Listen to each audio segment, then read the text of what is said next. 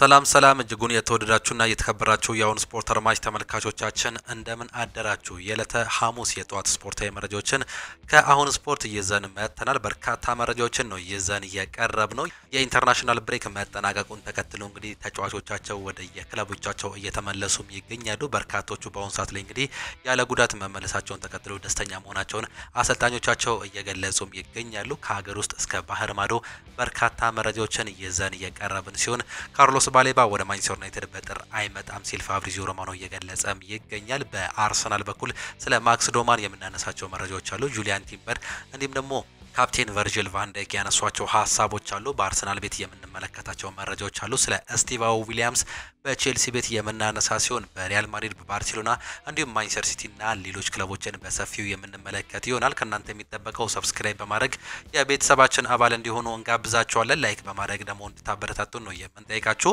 ሁሌም አዳዲስና ትኩስ ስፖርታዊ መረጃዎችን ለማግኘት አሁን ስፖርት ምርጫችሁ ይሁን ነው የምንለው። እኛ ቀጥታ ወደ ፕሮግራሞቻችን አለፍን።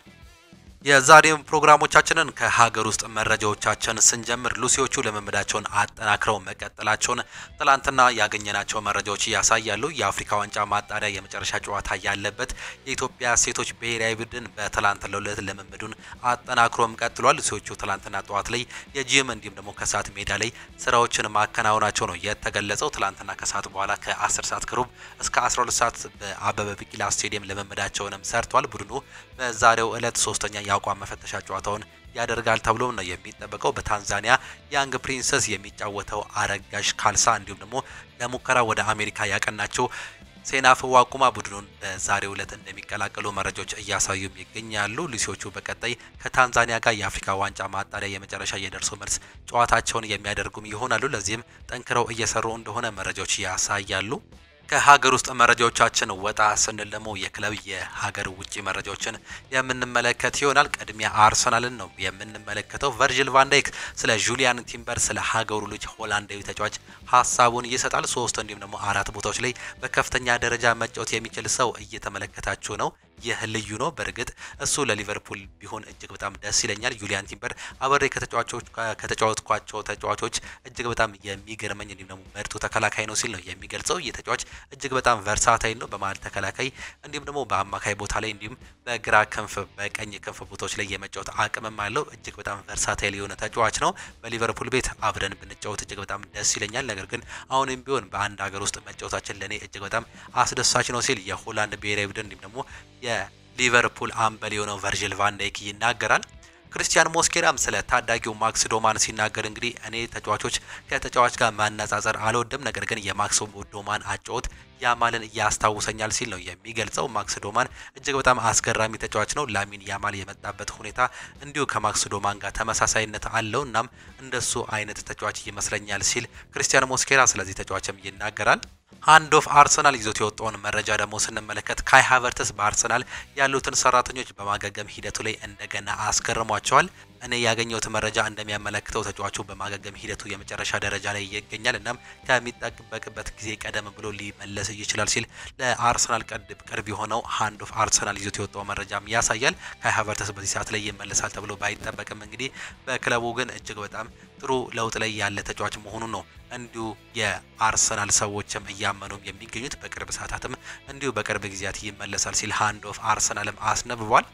ሚኬል ሜሪኖ ለሀገሩ ስፔን እግሮቹ እንዲሁም ደግሞ ጭንቅላቱ ግብ ከማስቆጠር አልቦዘኑም። ከትላንትና በስቲያ ምሽት በዓለም ዋንጫ ማጣሪያ ጨዋታ ላይ ከቡልጋሪያ ጋር ያደረጉት ጨዋታ 4-0 ማሸነፍ ችሏል። ሚኬል ሜሪኖ በተከታታይ 2 የግንባር ኳሶችን በማስቆጠር ሀገሪቱ ስፔን ጨዋታውን በመምራት እንድትጀምር ረድቷታል። ከጨዋታው በኋላም እንዲህ ሲል ነበር የተደመጠው። አሁን ላይ በጣም ጥሩ አቋም ላይ ነኝ። በምሽቱ ጨዋታ ላይም በሚገባ ክፍተቶችን ስፈልግ ነው ያመሸሁት። ያስቆጠርኩትም ኳሶች ባገኘሁት ጠባብ ክፍተት ውስጥ ነው። ባለፈው ጨዋታ ላይ ግብ ማስቆጠር አልቻልኩም ነበር። ዛሬ ግን 2 ግቦችን አስቆጥሬ መውጣት ችያለሁ። ሚኬል ሜሪኖ የዓለም ዋንጫ ማጣሪያ ጨዋታ ላይ ለሀገሩ ስፔን 6 ጎሎችን ማስቆጠር የቻለም ተጫዋች ነው። በግብ ክልል አካባቢ ደካማ መሆንን አልሻም። እናም ከዚህ የተሻለ ግብ ለማስቆጠር እንዲሁም የግብ ዕድሎችን አመቻችቶ ለማቀበል ጠንክሬ እየሰራው ነው። እናም አሁን ላይ ነገሮች በጥሩ ሁኔታ እየተጓዙ ይመስለኛል ሲል የአርሰናል የአርሰናል ተጫዋች የሆነው ስፔናዊ ሚኬል ሜሪኖም ይናገራል። ሁሉም ቡድን የራሱ የሆነ ጥንካሬ እንዲሁም ያጫወት ስልት አለው። ቡልጋሪያም በምሽቱ ጨዋታ የተሻሉ ነበሩ። በተለይ በግብ ክልል አካባቢ እነሱ እንከን ማግኘት እንዲሁም ሰብሮ መግባት ከባድ ሆኖብን ነበር ያመሸነው። ያለማጋነን የፐዝል ጨዋታ ነው ያደረገው። ነገር ግን እኛም ጠንካራ ጎን እንደዚህ አይነት እድሎችን እንዴት ሰብሮ መግባት እንዳለብን ማወቃችን ነው። በጨዋታው ላይ ምንም ያክል እድሎችን መፍጠር እንደቻለን ተመልክታችኋል። ጨዋታው ከተጀመረበት ደቂቃ አንስቶ የጨዋታ የበላይነት ነበርን። በዚህም እጅግ በጣም ደስተኞች ነን ሲል ነው የሚገልጸው። ዓለም ዋንጫውን ተቀላቅለናል ብዬም እርግጠኛ ሆኜ መናገር አልችልም። ገና ያልጨረስነው ስራ እንዲሁም ደግሞ አሁን ትኩረቴ በክለቤ እንደሚጠብቀኝ ስራ ነው። የሀገሬ ጉዳይ ደግሞ ከወራት በኋላ ስመለስ በእድል ለመዝጋት እሞክራለሁ። ድሎቹንም ማስመዝገብ አለብን ሲል ሚኬል ሜሪኖ ስለ ሀገሩም ይናገራል።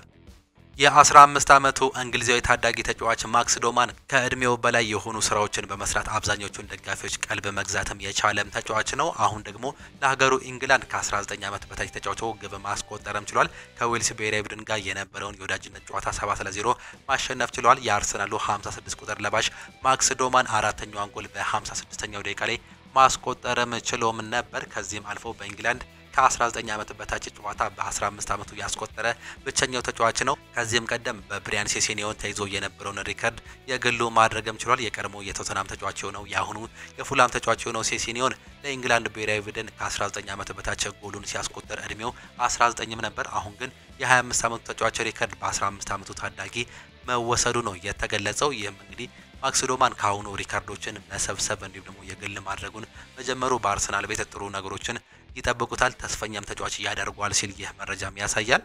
በማንቸስተር ዩናይትድ መረጃዎቻችን ደግሞ በጥር ካርሎስ ባሌባን የመልቀቅ ፍላጎት የላቸውም ሲል ፋብሪዚዮ ሮማኖ ይዞት የወጣው መረጃም ያሳያል። ብራይተኖች በአቋማቸው እንደ ጽኑ ነው።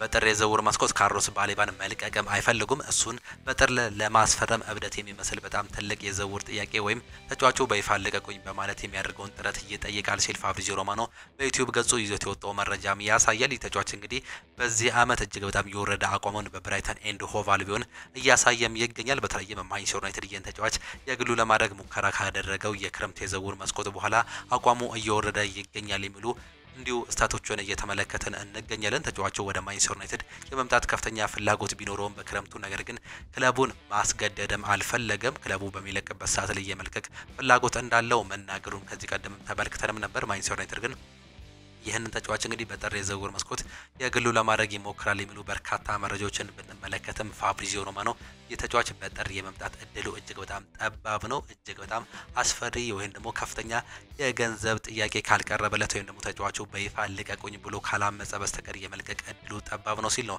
የሚገልጸው። ማንቸስተር ዩናይትዶች በጥር አለም ደግሞ በክረምት የዝውውር መስኮት የግላቸው ለማድረግም ይሞክራሉ። በክረምት በርካታ ተቀናቃኞች ይኖሩባቸዋል ተብሎ ይጠበቃል። ካሁኑ ሉክ ሾው ይናገራል። አንድ ጊዜ ዞን ውስጥ ከገባ ከሁሉም ነገር ተራሷለክ ስለ እኔ ስፖርት ልክ እንደ ቢዝነስ ነው ሲል ነው የሚናገረው። አሁን ላይ ሙሉ ትኩረቴ በጨዋታዎቼ ላይ ነው። ስለ አሉታዊ ነገሮች የማሰብ ጊዜም አልወስድም ሲል ነው የሚናገረው። በአንፊልድ ላይ ያለው የግል ስሜት እዛ በተጫወትኩበት ጊዜ እየሰማካል ሲል እንዲሁ ይናገራል። ወደ መርሲሳይድ የምናቀነው በባስ ነው። ደጋፊዎችም በስቴዲየሙ አቅራቢያ ተገኝተው ይጠባበቃሉ። እናም ጸብ የሚፈጠርበት እድልም ሰፊ ነው ሲል ነው የሚገልጸው። እኔ እንደ ተጫዋች ይህን የጋለ ስሜት ተዝናናበታለህ። ጨዋታውን ትልቅ መሆን ግን መዘንጋት ዋጋም ያስከፍላል ሲልም ይናገራል። ጨዋታውን እጅጉ በግጭት የተሞላ ሊሆንም ይችላል። ነገር ግን ይሄ የእግር ኳስ እንዲሁም ደግሞ የባላንጣነት አንዱ አካል ነው። ይህንንም በሚገባ መተግበርም አለብን ሲል ነው የሚናገረው። ከሜዳችን ውጪ በአንፊልድ የምናደርገው ጨዋታ እጅግ በጣም ከባድ እንደሆነ ይታወቃል። ነገር ግን ስሜቱ የሚመጣው ሜዳ ላይ ስትገባ ነው የምትመለከተው። በዛ ጨዋታ ላይ አሸንፈን የመውጣት ከፍተኛ ፍላጎት እንዲሁም ደግሞ ሞራልም አለን። ተቀናቃኝ እንደሆነን እናውቃለን። በዚህም የተነሳ የጨዋታ ከባድ ይሆናል። ውሽሚዎች እንዲሁም ደግሞ ጥሎችም ሊፈጠሩም ይችላሉ። ይህም ግን ማሰብ ተገቢ ነው ሲል ሉክ ሾው ከጨዋታው በፊትም ይናገራል።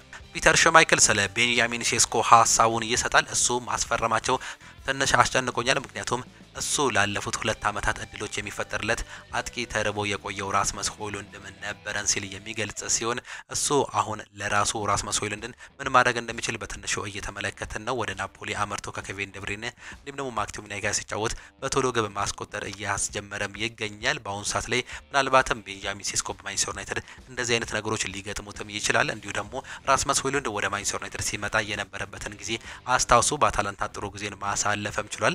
ጥሩ ተስፋም የነበረውም ተጫዋች ነው። ነገር ግን ወደ ማንቸስተር ዩናይትድ ከመጣ በኋላ የተዋተ ተጫዋች ነው። በተለይም በአምናው የውድድር ዘመን እጅግ በጣም የወረደ አቋሙን አሳይቶ በ38 ጨዋታዎች ውስጥ 4 ጎሎችን ብቻ ነው አስቆጥሮ ማለፍ የቻለው። በዚህ ዓመት ግን ካሁኑ 4 ጎሎችን ማስቆጠርም ችሏል። ይህን ምን ያህል ለውጥ እንዳሳየም የሚያመላክት ጉዳይ ነው። ቤንያሚን ሴስኮ ምናልባት እንደ ራስመስ ሆይሉንድ ሁሉ ሊጠፋ ይችላል ብዬም እሳቀቃለሁ ሲል ነው የሚናገረው የቀድሞው የማንቸስተር ዩናይትድ ተጫዋች የሆነው ፒተር ሽማይክል። የማንቸስተር ዩናይትድ ሰዎች ችግሩን ለመፍታትም ተቀርበዋል። ማንቸስተር ዩናይትድ አዲስ ለሚያስገነባው 100,000 ተመልካች ለሚይዘው አዲሱ ስቴዲየም በኦልድ ትራፎርድ ዙሪያ የሚገኘውን መሬት ለመጠቅለል መቃረቡ ነው የሚገልጸው። በተለይም የዚህ መሬት ባለቤቶች ከማንቸስተር ዩናይትድ ሰዎች ጋር ለቦታው 400 ሚሊዮን ፓውንድ መጠየቃቸው ነገሮችን ውስብስብ አድርጎ መቆየቱም ይታወሳል። አሁን ላይ ይህ ችግር ለመቅረፍ ከጫፍ የደረሱ ሲሆን በዚህም ለማንቸስተር ዩናይትድ ሰዎች ይህንንም በማለትም አረጋግተውታል። እኛ በኦልድ ትራፎርድ አቅራቢያ ካሉት የመሬት ባለቤቶች ጋር ንግግሮች እያደረግን ነው። እናም በቀጣዮቹ ወራት ለሁሉም ተስማሚ የሚሆን መልኩ በስምምነት ላይ እንደምንደርስ አዎንታዊ እሳቤ አለን ሲል መግለጻቸውን ነው ሳሙኤል ሉኸረስት ይዞት የወጣው መረጃም የሚያሳየው። ማይክ ሚገንም ይህንንም መረጃ እንዲሁ ማጠናከርም ችሏል። ለማርከስ ራሽፎርድ አስተያየት የመለሰውን የሮይኪን ምላሽን ደግሞ እንመልከት። ሮይኪን ማርከስ ራሽፎርድ በወጥነት አቋሙን ለማሳየት የማይሆን ቦታ ነበርኩኝ ብሎ ለሰጠው አስተያየት ምላሽም ሰጥቷል። የነበረበት አካባቢ እሱን አልተረዳውም። ነገር ግን በማንቸስተር ዩናይትድ በነበረው የመጨረሻ ጊዜ ከሜዳ ውጪ በነበረው ባህሪያቶች ችግሮች ነበሩበት ሲል ነው ሮይኪን የሚናገረው። እሱ ብዙ ጊዜ አርፍዶ ነበር የሚመጣው። በተጨማሪም በቤልፋስት የነበረው ምሽት በአጠቃላይ እሱ እየተነሳ የነበረውን ችግር የነበረበትን አንዱ አካል አድርጎም ይመለከቷል። የተጫዋች እንደ ችግርም አንዳንድ ነገሮችን መመልከትም ነበረበት ሲል ነው እንዲሁ ሀሳቡን የሚሰጠው። አንቶኒ ቫሌንሺያ በኢንስታግራም ገጹ አንድ መልእክትን ይዞ መውጣትም ችሏል። ሁሌም ፈጣሪን የማንቸስተር ዩናይትድ ማሊያን የመልበስ እድል ስለሰጠኝ እጅግ በጣም አመሰግናለሁ። ምንም እንኳን ከባድ ቢሆንም በዚህ ዓመት ማንቸስተር ዩናይትድ የፕሪሚየር ሊጉን ዋንጫን ሊያነሳ ይችላል የሚል ግምት አለኝ ሲል የቀድሞ የማንቸስተር ዩናይትድ ተጫዋችም ይናገራል። ይህ ኢኳዶራዊ ተጫዋች እንግዲህ በማንቸስተር ዩናይትድ ቤት የእንግሊዝ ፕሪሚየር ሊግ ዋንጫን ማንሳት የቻለም ተጫዋች ነው። በማንቸስተር ዩናይትድ እጅግ በጣም ደስተኛም ነበርኩኝ። በዚህ ዓመትም ከባድ ጊዜም ቢያሳልፉም ፕሪሚየር ሊጉን ያነሳሉ ብዬ ከምሰጣቸው ግምቶች አንዱ ማንቸስተር ዩናይትድ ነው ሲል ነው የሚናገረው። በዩናይትድ ስሙ የሚጠመቀው የእንግሊዝ ሚዲያን ደግሞ እንመልከት።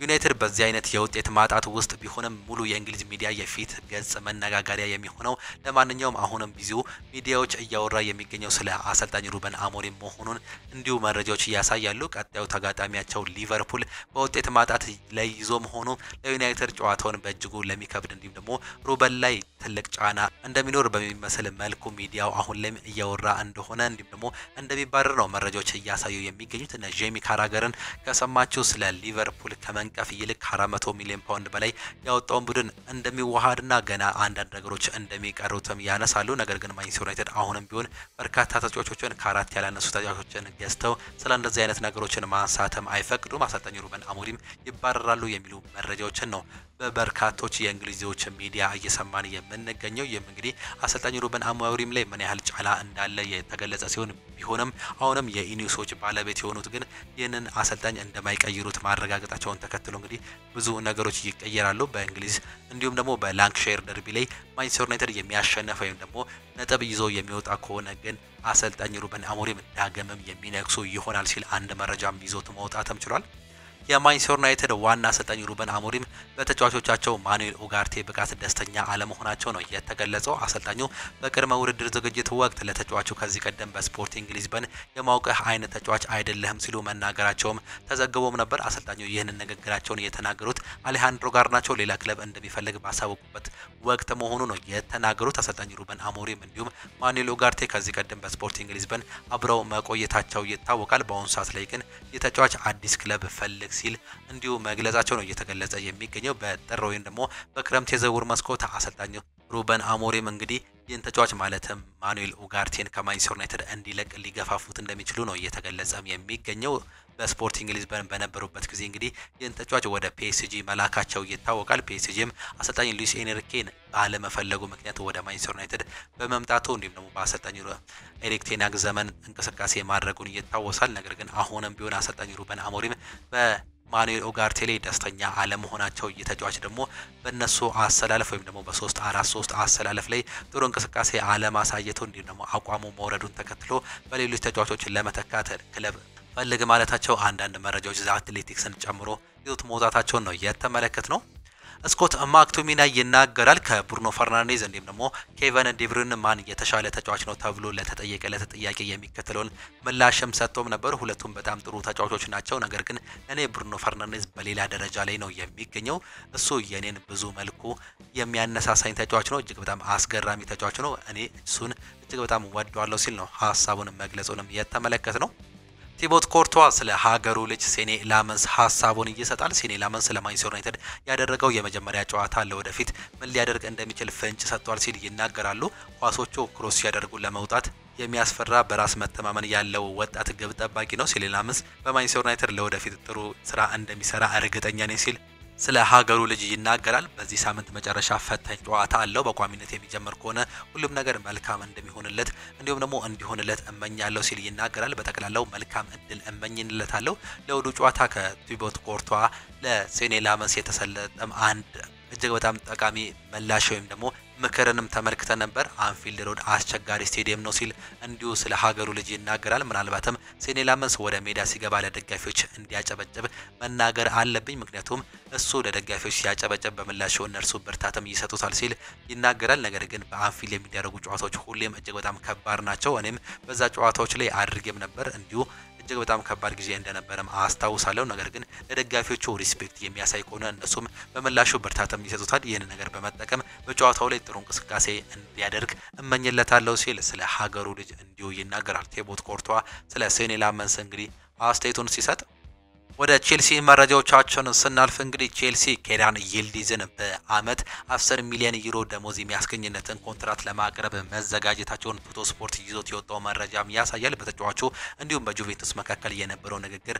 ቆሟል ሲል እንዲሁ ቱቶ ስፖርት እየዘገበም ይገኛል። ኬራን ይልዲዝ በማንቸስተር ዩናይትድ እንዲሁም ደግሞ በአርሰናልና በማንቸስተር ሲቲ የሚፈለግም ተጫዋች ነው። ይህ ተጫዋች እጅግ በጣም በከፍተኛ ሊጎች ላይ የሚፈለግም ተጫዋቾች ሆኗል። በቶፕ 6 የሚገኙ የእንግሊዝ ክለቦች እንግዲህ አራቱ ይህን ተጫዋችም ይፈልጉታል። ኬራን ይልዲዝ በአሮጊቶቹ ቤት በዚህ አመት እጅግ በጣም የሚገርም እንቅስቃሴን እያሳየም ይገኛል። በሚቀጥሉት ጊዜያትም ምናልባትም እንግዲህ ወደ ሌሎች ሊጎች የሚሄድበት እድል ሰፊ እንዳለ ነው እየተገለጸ የሚገኘው። ኬራን ይልዲዝ ወደ ቼልሲ የሚመጣ ከሆነ አሌሃንድሮ ጋርናቾ እንዲሁም ደግሞ ጄሚ ጊተንስ ከሁለቱ አንዱ ከቼልሲ የመልቀቅ እድላቸው ሊሰፋ እንደሚችል ነው እየተገለጸ የሚገኘው። አሁንም ቢሆን ግን የዚህ ዝውውር ነገር መቆሙ ቢቀጥልም ተጫዋቹ ግን አሁንም ቢሆን ቼልሲ ጋር ያለው ንግግር የመቀጠል እድሉ ሰፊ ነው ሲል ቶቶ ስፖርት ይዞት የወጣው መረጃም ያሳያል።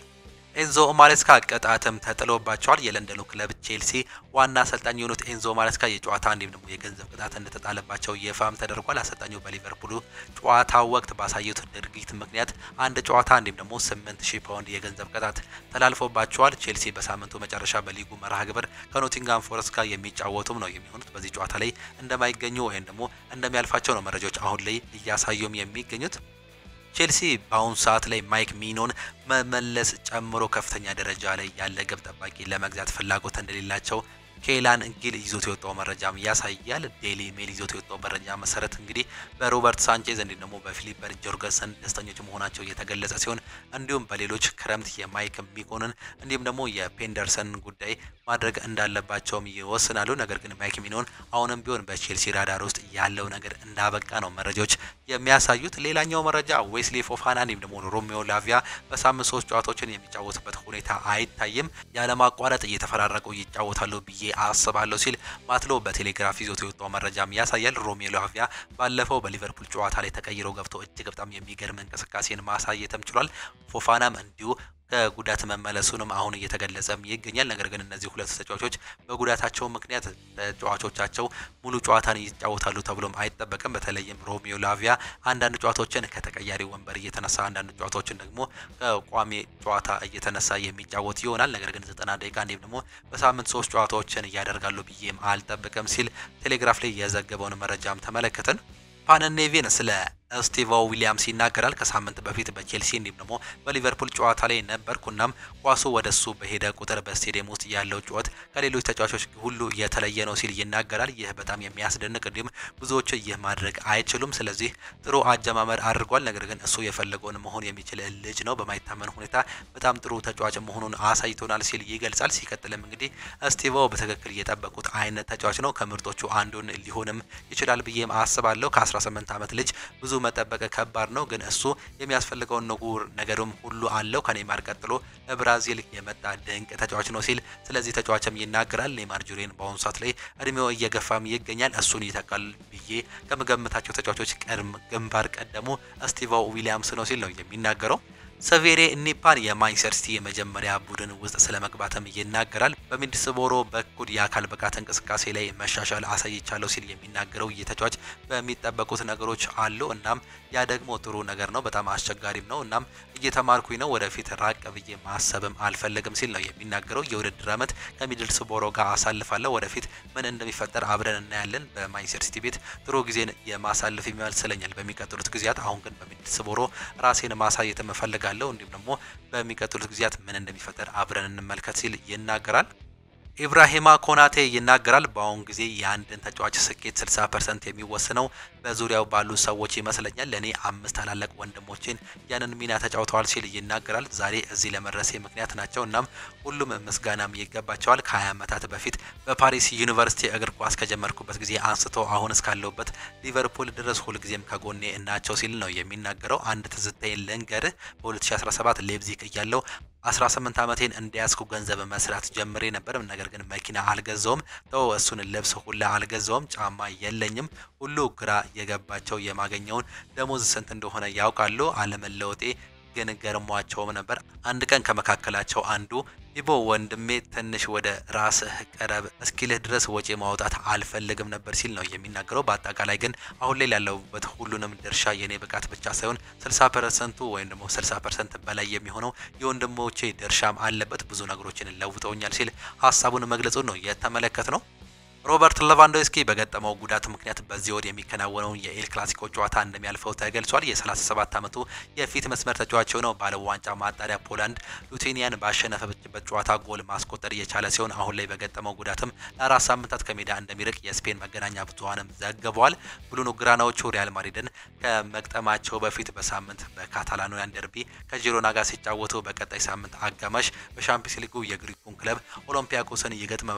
በባርሴሎና ራፊኒያ ጋቪ ዳኒ ኦልሞ እንደሞ ቴር ስቴገን እንዲሁም ዮአን ጋርሻ ሌሎች ጉዳት ላይ ያሉ ተጫዋቾች ሲሆኑ ላሚን ያማል እንደሞ ፌርሚን ሎፔዝ ከጉዳታቸው በማገገም ወደ ልምምድ መመለሳቸው ነው የተገለጸው። በኤል ክላሲኮ ጨዋታ ግን ሮበርት ሌቫንዶቭስኪ የማይገኝ ሲሆን ላሚን ያማል እንደሞ ፌርሚን ሎፔዝ ለጨዋታው ብቁ ይሆናሉ ተብሎም ይጠበቃል። እጅጉን የተወደዳችሁና የተከበራችሁ የአሁን ስፖርት አድማጭ ተመልካቾቻችን ለዛሬ ነበረን ስፖርታዊ መረጃዎቻችን ይህንን እየመስሉ ነበር። ፕሮግራሞቻችንን እንዴት አያችኋቸው? ሀሳብ አስተያየታችሁን ኮሜንት ቦክስ ላይ ልታጋሩን ትችላላችሁ። ይህ ይጨመር፣ ይህ ይቀነስ፣ ይህ ጥሩ ነው፣ ይህ ደግሞ መጥፎ ነው ብላችሁ ልታግዙን ትችላላችሁ። እኛም በእናንተ ሀሳብ እንዲሁም ደግሞ አስተያየት ተነስተን ብዙ ነገሮችን የምናስተካክል ይሆናል። የዛሬ ፕሮግራሞቻችንን ግን በዚሁ የምናገባደር ነው የሚሆነው። በክሳት ፕሮግራሞቻችን እስከምንገናኝ ድረስ ግን ቻው ቻው፣ መልካም ጊዜ መልካም ውሎ እንዲሆንላችሁ ዳግመም ተመኘን።